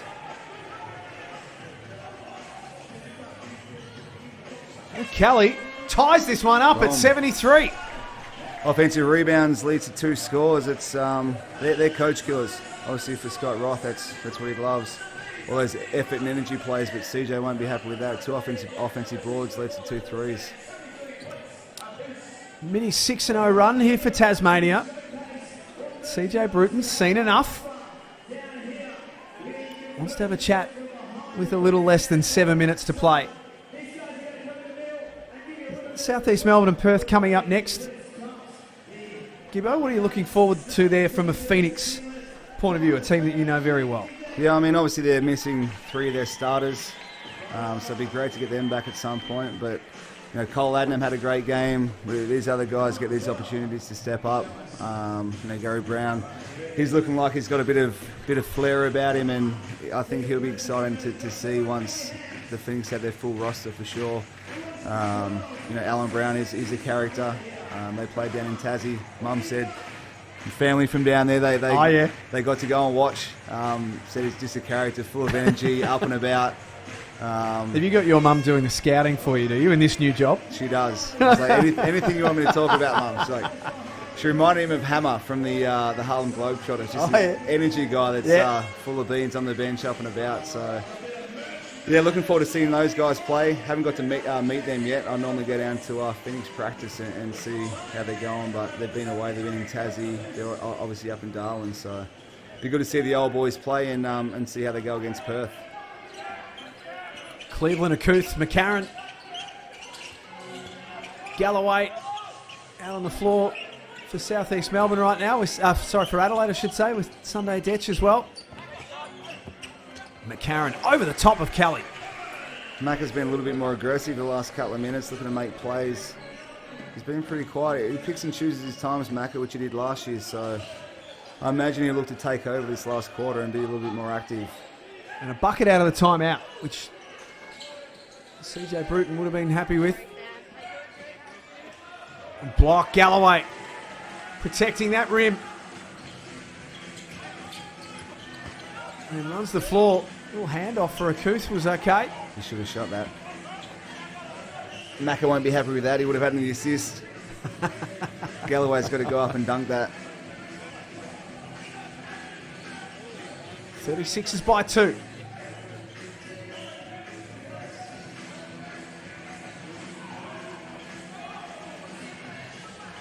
more game for Adelaide. They'll play on Thursday against the Illawarra Hawks. The JackJumpers will play Cairns on Thursday. Sunday, Detch under pressure.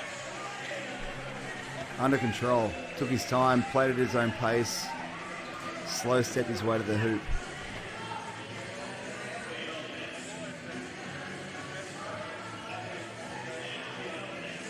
They've scored off their last 2 trips down the floor, Adelaide, and now have a little bit of breathing room. It's fresh air from Kenyon.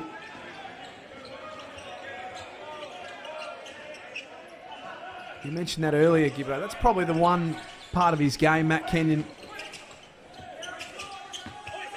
But he'd love to add a few more assets too. Yeah, 100%. He does everything else so well. As Galloway just knocks down that 3.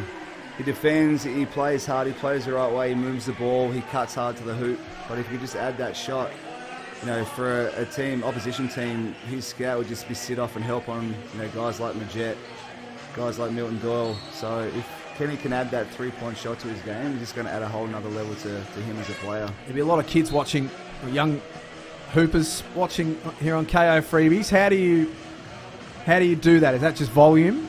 It's got to be volume. Obviously, it's a bit of mindset, but you just got to get out in the gym and just shoot a whole heap of threes, you know, a whole heap of shots. He might do that. I'm not too sure. I haven't talked to him about that, but that's the best way is get out there, get reps up, get lots of shots up, and making it game speed, game pace. If he does that, then I think it's a bit of confidence probably as well for him.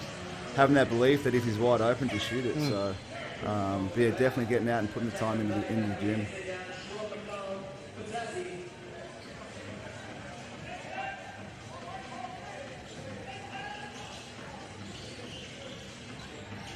Great timeout by CJ, just like the last one.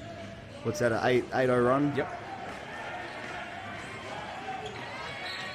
Kenyon strips Cleveland of the ball.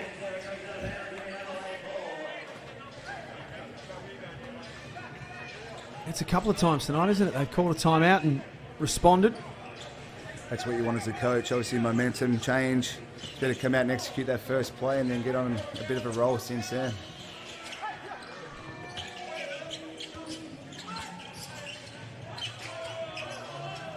Detch trying to muscle his way in. Ooh.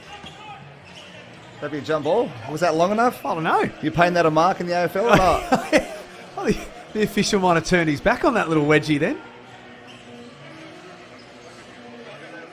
Oh. Big block.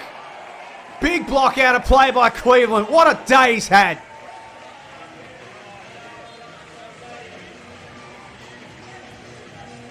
He's not warming up. He's not warming up. He's warm.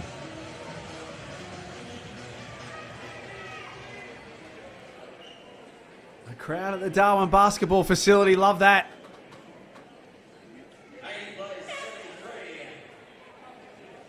Seven-point lead to the 36ers. Just had to go and retrieve that basketball from the main road.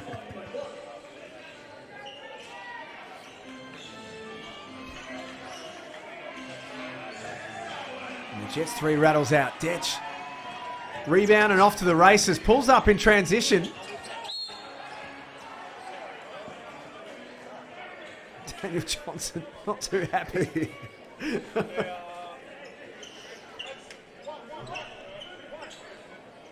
Hasn't seen a lot of the basketball tonight. Interesting shot there by Sunday. He does shoot those well, but they're slightly contested, so I'm not sure CJ will be too happy with that one.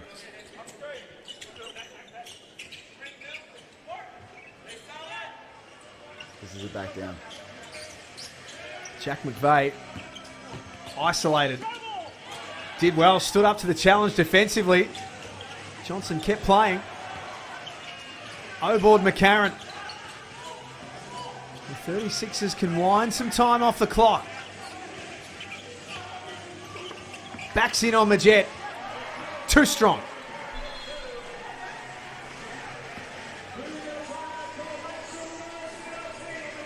Timeout called by Scott Roth. It's out to a 9-point lead for the 36ers. They're making a move at the right time. Macca stepped up this last quarter, making plays, attacking the hoop. Obviously there, him and Sunday they love to post up, especially smaller guards. So again, just something else that CJ can go to if they need a bucket, especially when you're playing guys like Majet, potentially guys like Bryce Cotton, smaller guards that they can look to go and post up and try to get scores and even draw fouls against those dominant scorers.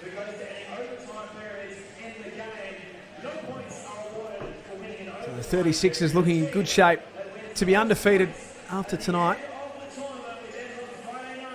And then they've got a very exciting little trip coming up. We won't see them until round 3. They're headed off to the States. They've got some games against OKC and the Phoenix Suns. That was one of the best experiences as an NBL team, to be able to go, to America to play preseason games. We got to go play the Phoenix Suns, Devin Booker. Obviously, it's a tough trip, tough on the body to fly over there, play a few games and fly back, and it can disrupt their season. But the opportunity they have to go play guys like Josh Giddey and the Thunder, that'll be awesome experience for them. And if it works out for them, it'll hopefully help them with their season as well. Their first game will be the Thursday of round 3. They'll play the JackJumpers, Adelaide. Kelly might have got away with a travel. They swing the ball, but that's great defense by the 36ers. No avenues to the basket. Adelaide closed them all down. Knocked out of bounds with 7 on the clock.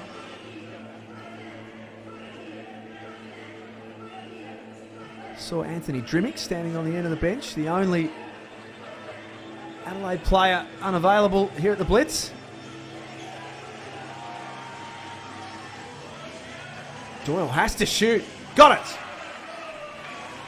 That's a big bailout three right there. Can we check the shot clock on that? 0.2, I reckon it was. 0.2. Great defense by the 36ers.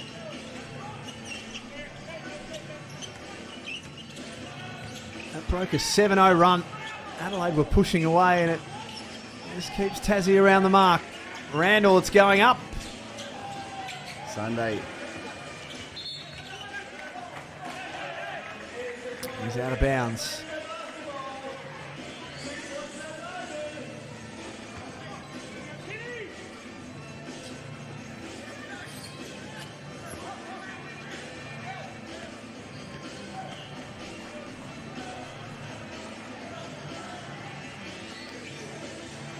Tick down to the last 2 minutes of game 1.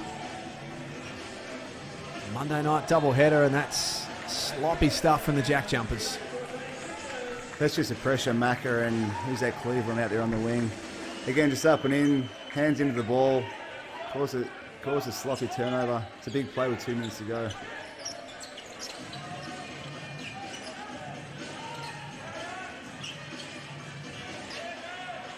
Randall's pass intercepted.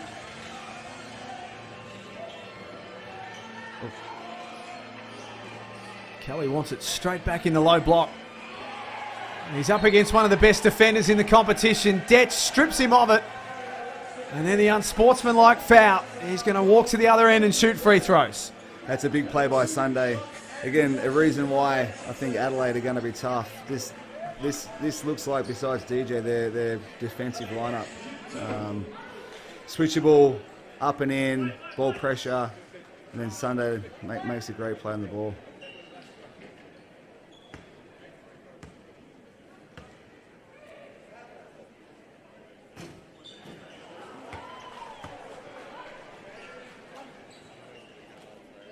This will be season number 3 with the 36ers. Spent a couple of years with Illawarra before that.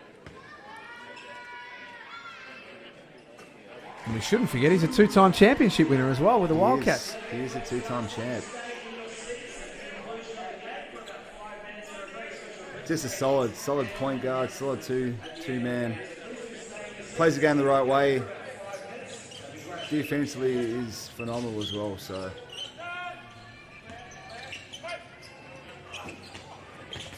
He pulls the trigger on the 3. It's Cleveland who scores, but lands a little bit awkwardly.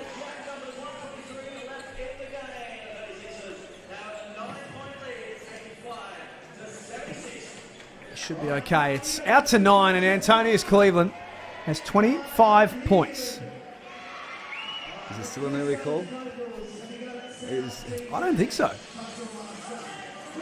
They've been pretty careful with Robert Franks. Only played the 12 minutes in his first game, or in their first game, I should say, the Adelaide 36ers. Only 14 tonight, so had an ankle issue that he was dealing with in the preseason. I think CJ Bruton's shown us that they're in no rush to load his minutes up in the race for round one, and of course the NBA games that are coming up. What an opportunity it is. Just Adelaide that'll head away for the NBA games, right? 2 games? Yep. Yeah, like I said, unbelievable experience to travel over there. The connection we now have with the NBA is elite, and Larry and his team have done a great job to set those games up. And hopefully one day that we can get an NBA team to come out here to Australia and play us. But for these players and the team and the 36ers to be able to travel over there and play in those games is going to be a great experience.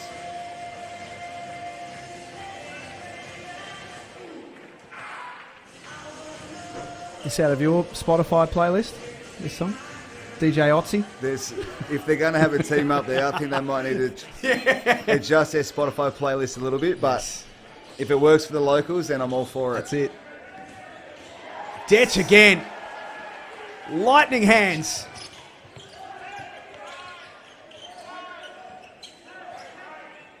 Good poise there by DJ to pull that one back out and run a bit of time off the clock.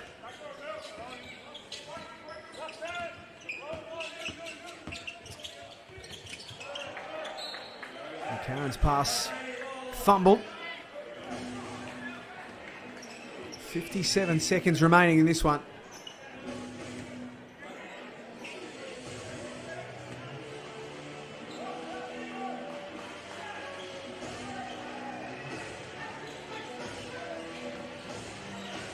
The JackJumpers will take a bit away from this game. Milton Doyle being one of them. He's made a good start to life as a Tassie player. Bit of a breakdown there by the 36ers. You don't want to give up threes when you're up in games like that. So, bit of a miscommunication. They probably should just switch that on to take that shot away. But obviously a great shot.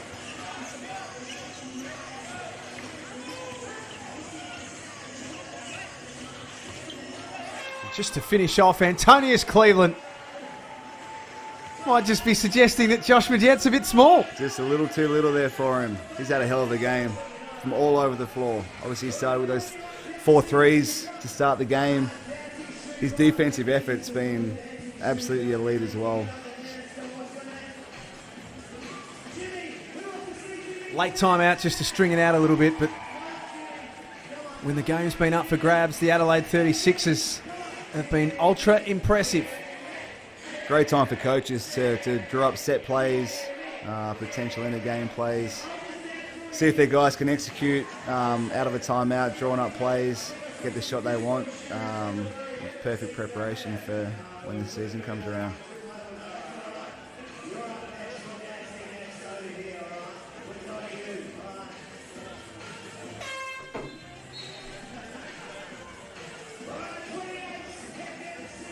Three players in double figures for Adelaide. 4, I should say. My apologies. Antonius Cleveland, Mitch McCarron, Craig Randall, who had a big third quarter, and Sunday Detch.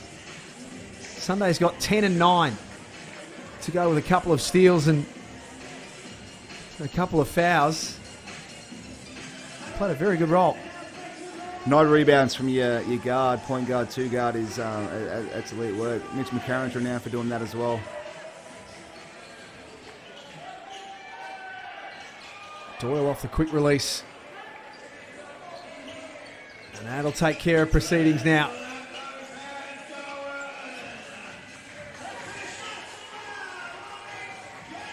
The Adelaide 36ers are 2-0 at the NBL 23 Blitz.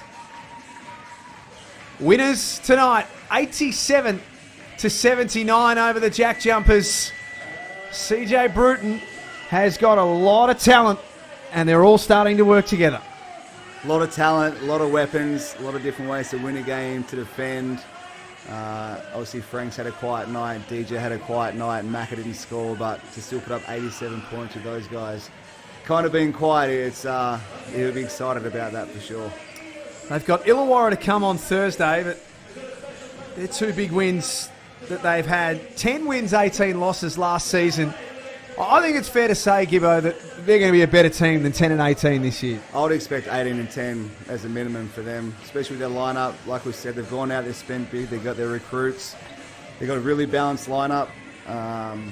They should flip that record around and be up, I would think, in the top two. Early call, obviously, in pre-season, but they've put their team together, so it's time to put up.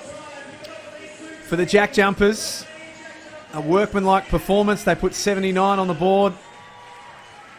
They're a different team when you put Will Magnay, Clint Stein or Sam McDaniel back into this lineup. But from a positive from their point of view, Milton Doyle stringing together another solid performance. 12 points, a couple of rebounds and a couple of assists. Jack McVeigh, their leading scorer, was 16 on 3 of 7 from outside. But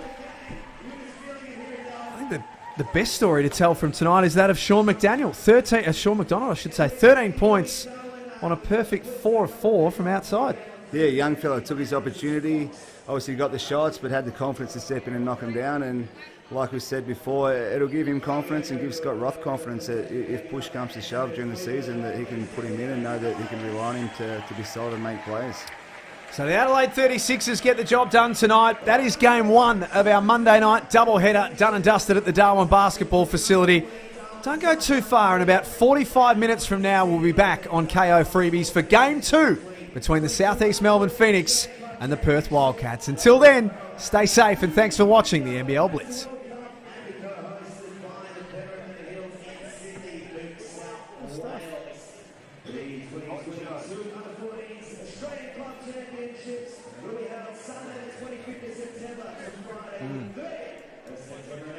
And that's what.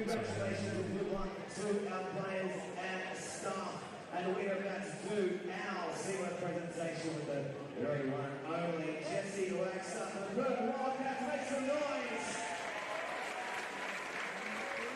Well, we're going to start off with our girls team. So again, the 14 girls team, the Darwin Cyclones. Make some noise for Shayla McDowell, Hannah Eastig, Heidi McCarthy, Kayla